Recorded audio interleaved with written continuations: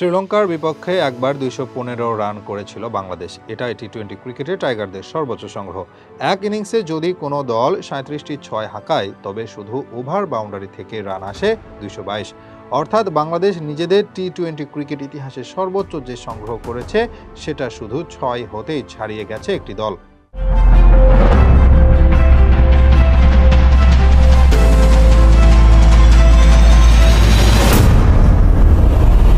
বর্তমান টি-20 ক্রিকেটের সাথে বাংলাদেশ যে কত বেশি পেছনে পড়ে গেছে, সময়ের সাথে পাল্লা দিতে না পারায় যে কি পরিমাণ পার্থক্য দাঁড়িয়ে গেছে, সেটা এই পরিসংখ্যানেই স্পষ্ট হয়ে উঠেছে।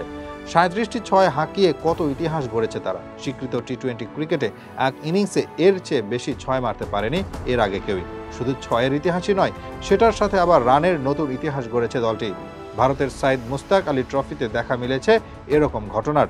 সিকিমের বিপক্ষে অবিশ্বাস্য এক ইতিহাস গড়েছে বারোদা। এক ম্যাচে যত ইতিহাস গড়া যায়, যত রেকর্ড গড়া যায়, সব কিছু করে দেখিয়েছে দলটি। টস জিতে আগে ব্যাট করার সিদ্ধান্ত নেয় বারোদা। এই সিদ্ধান্ত কাল হয়ে দাঁড়ায় সিকিমের জন্য।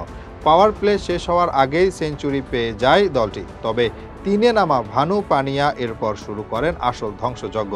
৪২ বলে সেঞ্চুরি আর ইনিংস শেষে তিনি অপরাজিত থাকেন ৫১ বলে ১৩৪ রান নিয়ে। তার এই ইনিংসের সুবাদে বারোদা টি-20 ইতিহাসে দ্রুততম দলীয় ২০০ রানের বিশ্ব রেকর্ড গড়ে। মাত্র ১০ ওভার ৩ বলেই ২০০ পূর্ণ করে দলটি। যদিও তাদের সংগ্রহ ছাড়িয়ে যায় পুরনো সব রেকর্ডকে, শেষ পর্যন্ত তারা থামে ৩৪৯ রানে। এতদিন পর্যন্ত সবচেয়ে বেশি ৩৪৪ রান করেছিল জিম্বাবুয়ে, সেটাও এই বছরেই। তাদের রেকর্ডটা ৬ মাসও স্থায়ী হলো না। স্বীকৃত টি-20 ফরম্যাটে দলীয় সর্বোচ্চ রানের বিশ্ব রেকর্ড হয়ে গেল ৩৪৯ রান। এই ইনিংসে সব মিলিয়ে ৩৭টি ছয় হাঁকায় দলের ব্যাটাররা। এটা আবার আরেক রেকর্ড। এখানেও তারা ভেঙেছে জিম্বাবুয়ের রেকর্ড। ৩৪৪ রান করার পথে রেকর্ড সর্বোচ্চ ২৭টি ছয় হাঁকিয়েছিল জিম্বাবুয়ে। এবার তাদের চেয়ে ১২টি বেশি ছয় হাঁকালো বারোদা। এরকম ম্যাচে অবশ্য তাদের কাছে আর পাত্তা পায়নি প্রতিপক্ষ দল।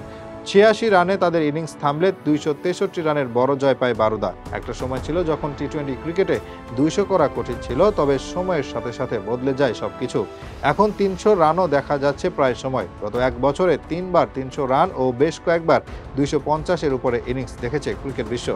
আইপিএল, পিএসএল-এ তো হর হামেশা এরকম সংগ্রহ করছে দলগুলো। সেখানে বাংলাদেশ এখনও পড়ে আছে সেই ১৯৮৯-৯০-এর যুগে, যেখানে ওয়ানডে ফরম্যাটে দলগুলো ২০০ করার স্বপ্ন দেখত, আর এখন বাংলাদেশ আটকে আছে ১৪০ থেকে ১৬০ রানের বেড়াজালে।